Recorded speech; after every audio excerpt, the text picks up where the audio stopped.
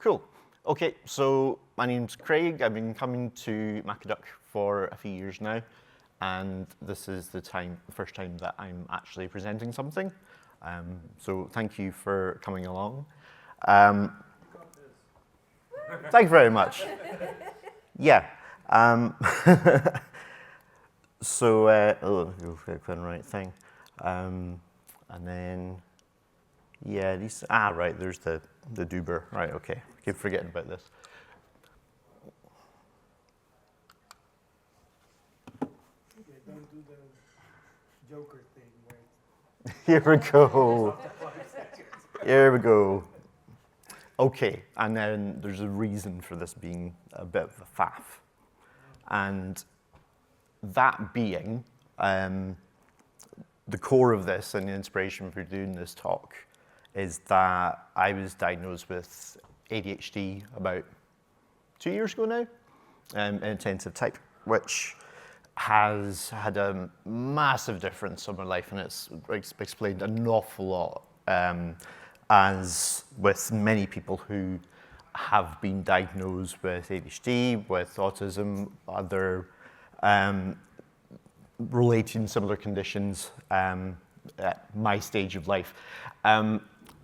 This little blurb here, I'm going to reference some other talks. This comes from a site called Vocali. There was a really good talk from Steve Quirk a couple of years ago. He's doing other stuff today as well around accessibility for internal documentation at ThoughtWorks that he did. And I just wanted to put this in here because it's not something I've really used myself sort of in the wild yet, but I think it does draw attention to some accessibility things. So I have notes. I have some slides. This is going to be slightly rambly though.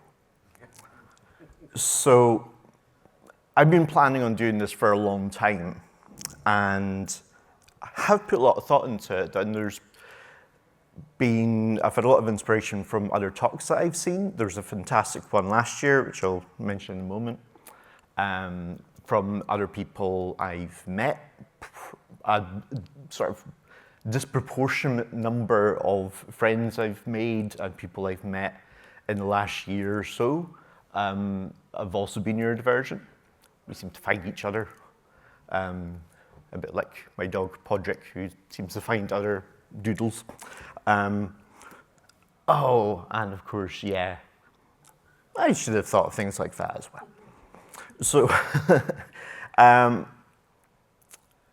something occurred to me to kind of describe the vibe of this. So there's a comedian and podcaster, some of you may have heard of, called Mark Maron. And one of his specials, he mentions, I think it's a great little bit, that preparers are cowards. That he says he's been a comedian for half his life. He's got a notebook there that he's not going to use. And basically, you just roll the dice. And if things go well, you're a freaking genius. You've nailed it. And if it's a disaster, well, you haven't prepared. So this is kind of how I feel about today, which is kind of frustrating for me because it's I've got a ton of notes there. I know what I want to say, but I think it also illustrates kind of where my head is at and the challenges that the likes of myself do face every day with the sort of various things, which some of you may experience yourself, or maybe friends or family. So yeah, I even put in my notes here that actually I, on the way down from the train station to the hotel yesterday, this was actually yesterday, because I had to find a barber that was open at 9 o'clock, because otherwise I would have been on the stage with a huge beard looking like an absolute state. So anyway, right, so we're gonna, I'm already kind of rambled on about some stuff here. I'll make this very quick. I've been doing Mac stuff for years. My mum got a wee Color Classic when she did a publishing degree back when I was about 12. And, I just kind of dove into it and learned various things, like I think Photoshop 1.5, I think I got a copy of. And I've been using Macs since then in pretty much every context, where it's been design stuff, a lot of creative things, fixing them, managing them. And I wanted to talk a wee bit about, some of them were kind of practical management about that. Since some of the talks that have been very good that I've seen in the last year have been a bit wider and more around how brains work, especially for neurodivergent people, which is great. But anyway, we'll see what I can fit in here. And as with, again, some of you may have experienced the same thing. I've done a bit of everything. I tried a couple of different degrees. The one that stuck was basically a music business degree. I've been a bit of a kind of Homer Simpson, and I've been a graphic designer, an IT trainer, sound engineer, tour manager, worked in the Apple Store in Belfast. I was a Genius there for a while. Pharmaceutical computerized systems QA consultant, and fell into being a proper Mac admin, which I love.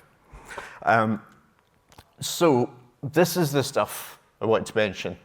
And while it's not all that relevant, I wanted to squeeze a Steve Jobs quote in there, especially since it wasn't even Steve Jobs' quote. He obviously stole it from Picasso, which is just perfect. So it's not really stealing, it's more for reference. And as I mentioned, even though there are hopefully some useful things that you will pick up from this that I can cover over the next 33 minutes or so, this is more of a kind of reference. I don't have the links in there. I'm going to stick them on Whova. I will get an updated version of this up, do a blog or something. I don't know. But I'll get them there. You can Google it, or Bing it, or however you find things these days. But yes, so obviously links to follow. But to mention quickly, last year, and there are a couple of folk here who are also speaking on different subjects today and yesterday. Holly Foxcroft did a fantastic talk more generally on neurodiversity last year. Molly Barnes, a bit more generally. I'm going to get my giant Macaduck watermug here, which are great. They're not as stable as I would have hoped, though. You think you'd have some wrong down the bottom.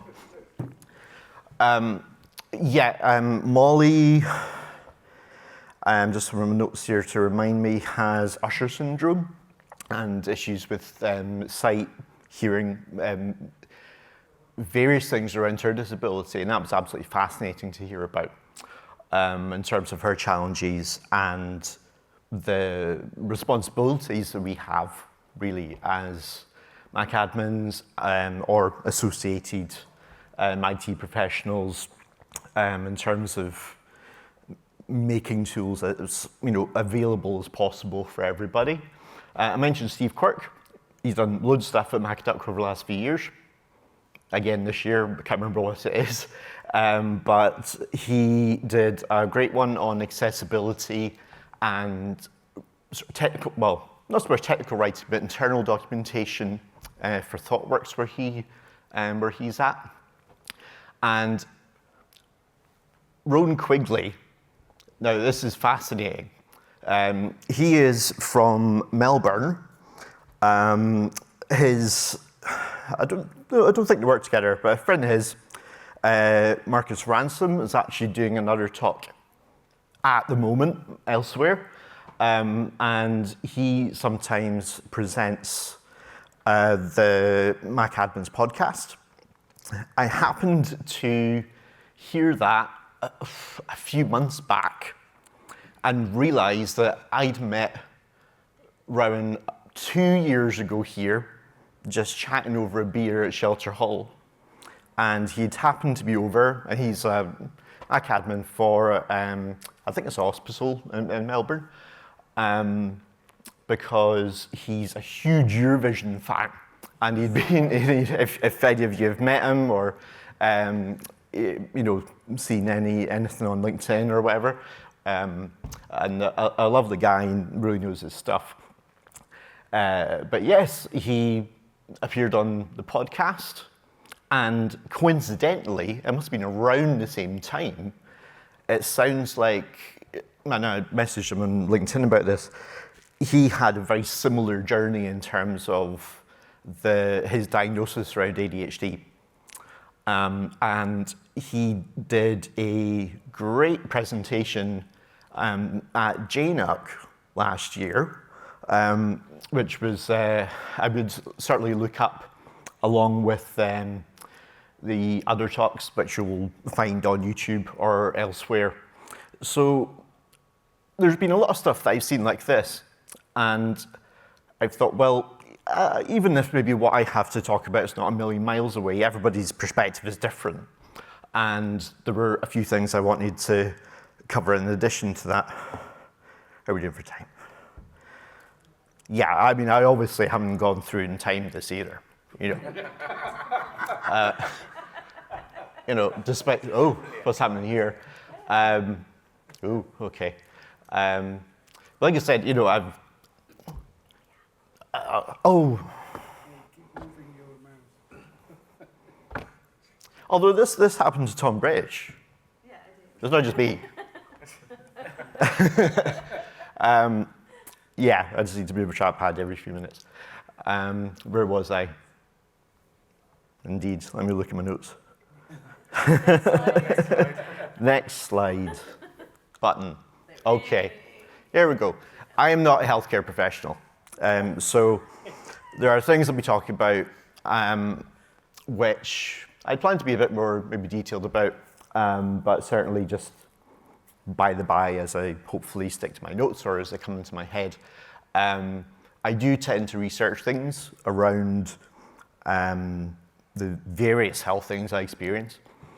And I am lucky to have in my life some people who are close to me who are medical professionals and also are neurodivergent. But obviously, you cannot depend medically on anything I say. Like I said, I've met so many people in the last few years. And I'm mostly going to be talking about ADHD, autism, maybe a bit of SPD, that kind of thing, just because that is mostly what I have experience of.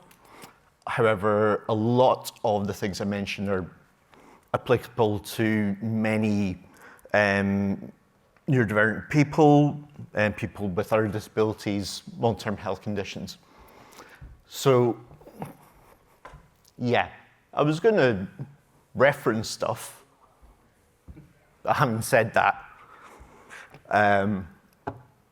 I'm definitely going to come back to this, because it's really something I'm quite passionate about, and I really want to dig into a bit more in terms of getting that information out to people. So I'm kind of skipping ahead a bit in terms of what I was going to talk about, and actually I'm thinking about it now on my feet. I don't necessarily really need to. In terms of how the brain works, with in terms of chemistry, with what people experience, around various things, you can refer to some of the stuff that people have maybe done slightly more cohesive presentations on, the likes of Holly and the likes of Rowan. And some of this stuff has come up in other talks as well, but I maybe just wanted to talk a little bit more about it in terms of some of the practicalities. Yes, macOS does contain a screen reader called VoiceOver, which was actually the title of, I believe, Steve's presentation a couple of years ago. But one important thing, which I have my notes here, is, and this seems very obvious, but there's a ADHD sort of support Slack group, a bit like Mac Admin, one much smaller, that I had asked for some feedback, basically saying I was doing this talk, and do you have any suggestions as to maybe what I should talk about, or ask people about? And one person got back to me basically saying, everybody's different. And that sounds incredibly obvious, but it's something that you really need to keep in mind with a lot of stuff, but especially when we're talking about making things better for neurodivergent people. And even within that, there are certainly fairly common things, which I think maybe in general terms, but especially maybe as working within IT teams, or if you're sort of team leaders, or you're whatever you may be doing, or if you're experiencing these things yourself, they're fairly common. Noise cancelling headphones have been an absolute revelation for a lot of people in the last decade or so. I know so many people that have them, especially since they're so much cheaper now. AirPods, obviously, not so much, but I use them so often. I've got a relatively cheap pair of JBLs as well, which do the job. I love my AirPods Pro because I can just shove them in my pocket, and if I am finding my environment a bit much, I can just shove the noise cancelling on. So that is something that a lot of people will find is helpful in terms of work, in terms of everyday life. Huge watermark again, sorry.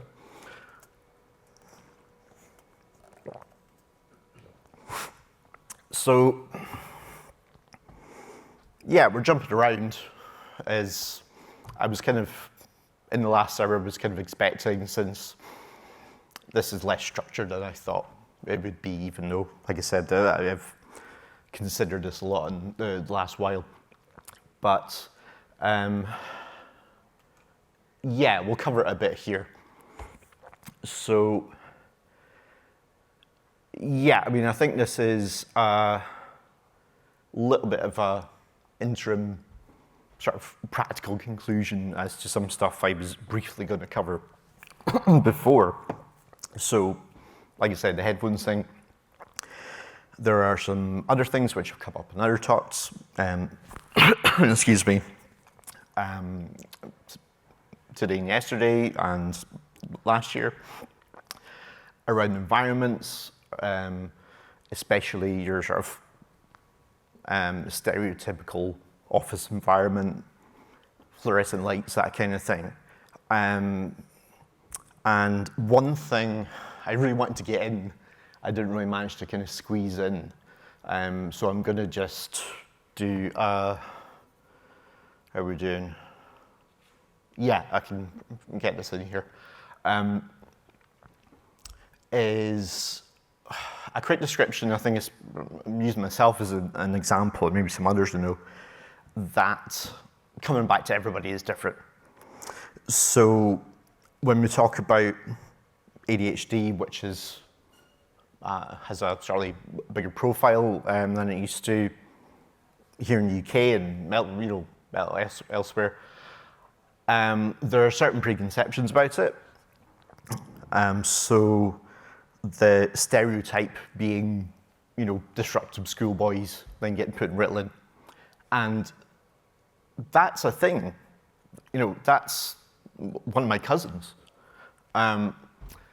But there's more to it that hasn't really been researched until relatively recently. I'm not going to get into things like healthcare bias amongst certain groups, especially women, because that is a very important subject, but we could be here literally all day about that. And there are conferences about it and things I have been to that have covered it. But, right, where was I going with this? See, there we go. This is kind of good. We're coming up real world examples with things.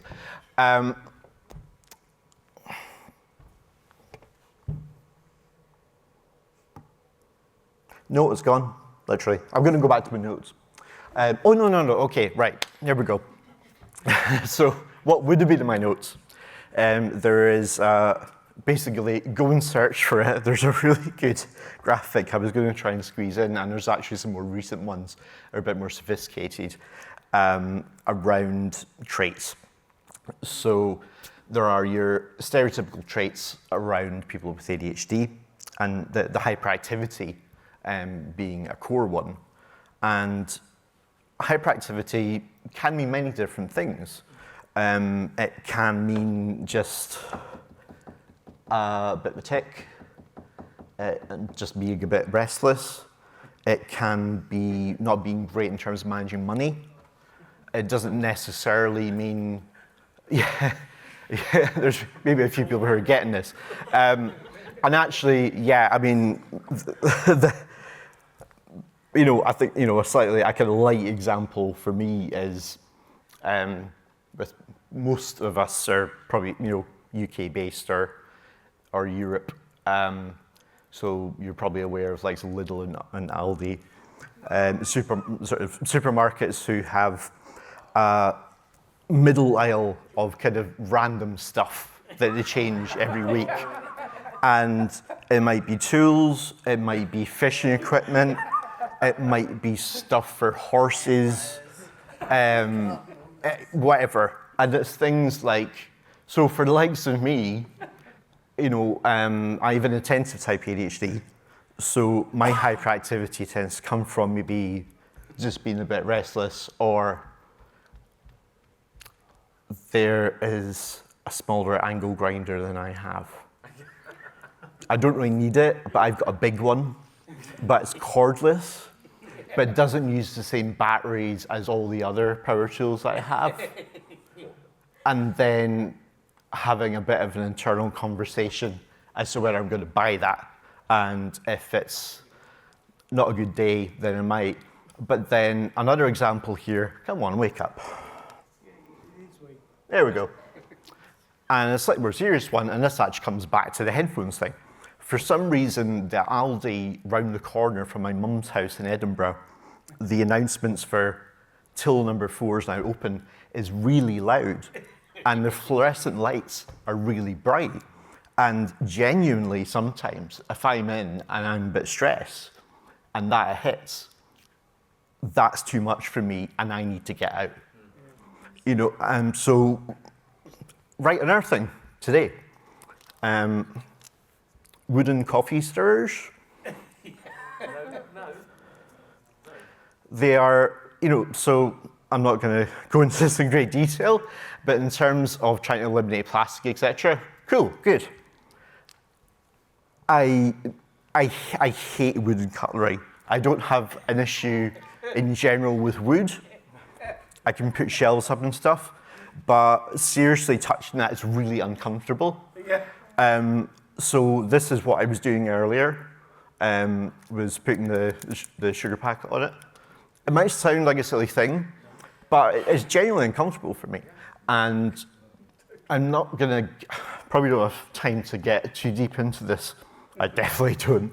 But in terms of when we talk about spectrums with different neurodivergent conditions, especially autism being one that's, again, a sort of stereotypical or common one that people think about, is everything from certain traits down to another relation of mine who her daughter is, her autism is particularly severe, and she's mostly non-verbal. But one of the graphics I wanted to show you, and this is only really becoming a bit more of a thing and having a bit more awareness recently, is that people aren't necessarily just on the autistic spectrum. They aren't necessarily just somebody with ADHD. There's a whole collection of traits that are not necessarily or aren't at all illnesses.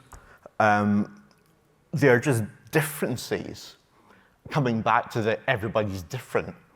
Neurodiversity literally meaning different types of brain, and neurodivergence literally meaning brains that are different from the majority of the population. I'm glad this is quite big, actually. It's quite dry. So, when we talk about the stick here, like I mentioned, I've got inattentive type ADHD, which is the kind of less hyperactive type. It's not very well named, and also there have been sort of pushes to kind of describe conditions a bit better or to rename them. So things like autistic spectrum condition in terms of a disorder, and that people with autism aren't broken. There isn't something wrong with them. They don't have an illness that can be cured. It's just a difference that they have. And stick here, sensory processing. Now, in severe cases with lots of different stuff, some people have sensory processing disorder, or condition would be a better description. And again, that can be mixed with traits of other things. A bit like the overwhelm I have in Aldi. But the core differences that I've discovered that I have are ADHD. We've really gone on a bit of a tangent, and I kind of half expected this, but I think it's been kind of good as well, in that because my slides have been a bit all over the place. That's gone to sleep, I think. Probably because I'm in the wrong app. There we go. So I spent a bit of time on that. Let's go through a few practical bits though, because this was the bit I actually wanted to spend a bit more time on from the Mac admin point of view. We have tools to help people, and historically Apple have been really good about that. You know, and I know we're joking about the built-in screen reader thing just because we hear it so much, but it's a useful tool. Things like color overlays for people with dyslexia or color blindness, Siri, text-to-speech, and all this stuff can be managed with MDM, which is great because it means that if somebody needs something, and we have a config profile set up to enable something like VoiceOver, then we can stick it in self-service, or I'm using Jamf terms here, just since that's what I've used mostly, but you get the idea. And this is a whole other thing, and it's, I think, really another talk, a bit like the one Holly did last year, around what people need and creating a good environment in workplaces or whichever organization it is. How are we? Finding what people need. I'm going to spend 2 minutes on this, maybe 5 actually, because it's really important, and I'm guessing the majority of us are Mac admins of some description, whether it's within a sort of traditional IT support team, more of a sysadmin role, whatever. And I think even in a wider context, communication in any organization with IT is critical, and it can be hard. I'm sure you all know this, depending on the climate within an organization and the buy-in from senior management. And sort of coming back to a couple of things I've mentioned, in that a lot of these things can make experiences better for everybody. Because, like I mentioned in terms of traits, there are certain things that some people might find really useful, but they do not have a neurodivergent condition. But if it's something that you have enabled, or you can hit a button and turn on, all the better for it. This is an interesting one. Bionic reading appeared a couple of years ago. I found out about it through a friend of mine posting on LinkedIn, who was diagnosed with ADHD about the same time I was. And neither of us had dyslexia. And some of you maybe have seen what I did there. But it, as you can see, it basically has an algorithm that makes some text bold. And I found it really helps. I'm not dyslexic, but reading some stuff, especially on paper, you know, I might get stuck in a paragraph because it's not necessarily that I don't have the attention, but my attention is spread between half a dozen other things and my brain is thinking about other than or competing with the thing I'm trying to read. And I find that really helps. A very good friend of mine who also has ADHD has profound dyslexia and dyscalculia. And when I showed her this, she basically said, expletive, I can read this. And it was a revelation for her. There are things that she uses as well. And in terms of implementing that, watch it again. I'm going to keep it here and try not to spill on something. I'm kind of going to hold on to it. Bionic Reading Registered Trademark is a company that have various web plugins and other stuff. It's a commercial product. There's also an open source version, a few of them about. Jiffy is really good too, mostly web browser plugins. And again, obviously these things can be automated as well from an admin point of view. Speechify, which I haven't used very much, but again, my dyslexic ADHD friend finds it absolutely invaluable. And then, of course, we could spend the next hour or day or so on AI. And she finds ChatGPT invaluable. She's got really good with prompts in terms of helping to basically improve what she needs to find out when she's searching for something. And even, it's maybe a bit of a reductive way of saying this, but kind of translating neurotypical to neurodivergent in terms of how something is described and back again. And as I mentioned, actually these slides are a bit messed up. Baking what you can. Some things you can assess, whether it's yourself, whether it's a team, whether it's a department, that are going to be really handy for everybody. And you can stick it into your usual, you know, well, I'm going to say build, you know, or whatever is set up whenever you deploy a machine or a phone. So, yeah, I'm a big fan of automating stuff, which interestingly, having a perfect example of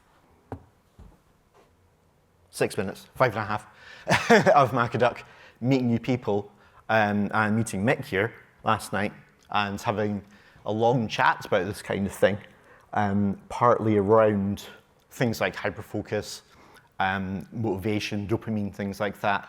Exactly the type of thing which made the difference between me having 4 pages of Word notes and lots of things I wanted to share, and then not getting these slides done in the fashion I wanted to in order to get that information across to you. So that's basically, that's my description. That's my shortcut as to how this slide deck has gone. And do you know what? I'm quite pleased with how this has gone. You know, coming back to the Mark Maron thing, and struggling with preparation, and yeah. And if it was a disaster, well, I didn't prepare. So there you go. As I mentioned, the other thing which is a very ADHD thing is writing about and thinking about the interesting stuff and going down rabbit holes and thinking about how you're going to talk to people about stuff, but then not getting around to putting the references in, putting the links in. So, like I mentioned at the start, really good talks this year, last year from Holly Foxcroft, from Steve Quirk. I looked them up earlier on YouTube, but I just didn't get around to putting them in. So I am going to do this. I'm not sure in what fashion. There's maybe stuff I can quickly put in Hova, the app. But I do really want to update this, maybe do some sort of bloggy thing, LinkedIn, I don't know, but certainly the slide deck and get it done in the way that I wanted. So I've got a couple of minutes left.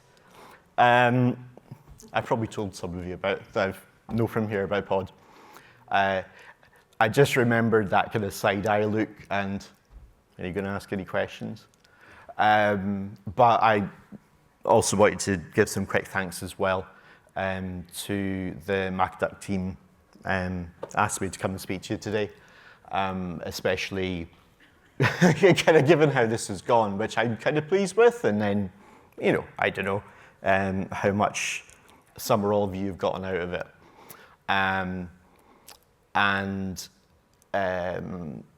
Yeah, the Mac Admin Foundation, I did a couple of years ago get one of their grants to come down. I've had a bit of a mix of, through my career, you know, company paying for a ticket, me paying for a ticket via my own business, and as that was getting off the ground, the foundation doing that for me, which was great. And yeah, as we know, we always meet great people at MacDuck if you've been here before, and there are a few folk, like Katrina and others, who maybe just did a talk for the first time in the last couple of years, and that's been great to see.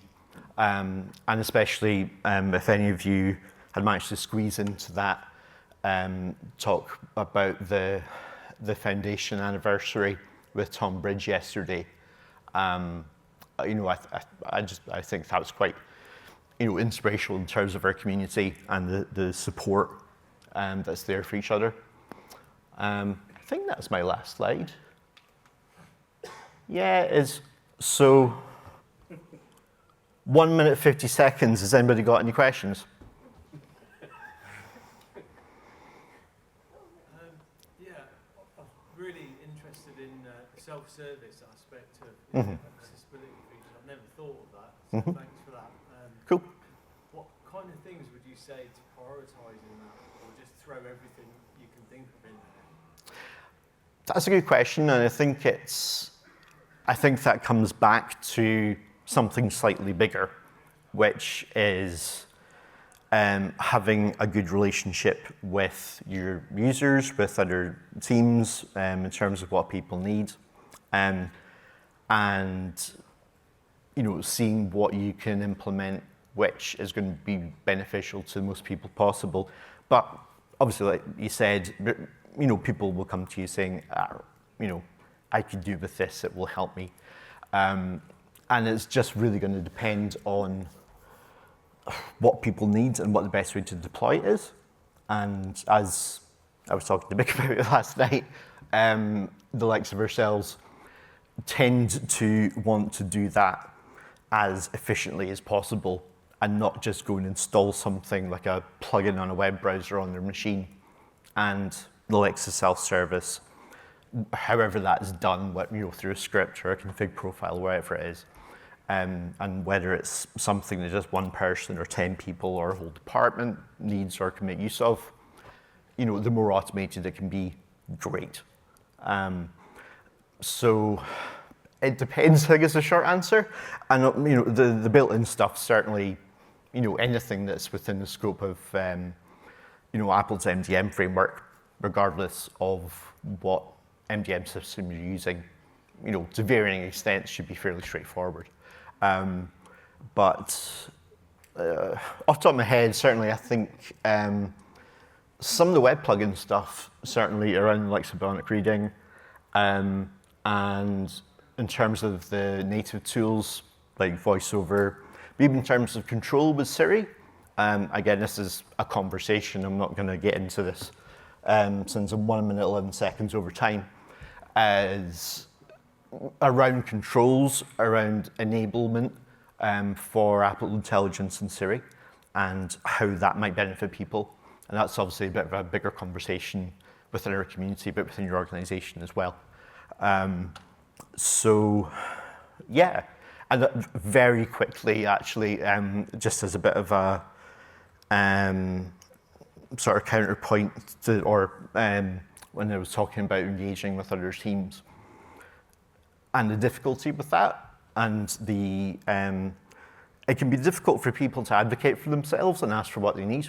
So there was an organization, a kind of bigger, older one I was working with a couple of years ago, where there was another member of the team who said that he'd kind of become the sort of unofficial point of contact for people who had accessibility needs, because some people felt that if they basically went to HR because they needed something, if maybe whatever it might be, they'd get a black mark against their name. So again, that's a bigger organizational thing, but certainly within IT teams, there's a lot you can do in terms of, making yourselves accessible, and especially in terms of implementing the actual stuff. Like you said, I always think it's best to automate what you can. Yes. So I've got a colleague of mine who, so I'll start again.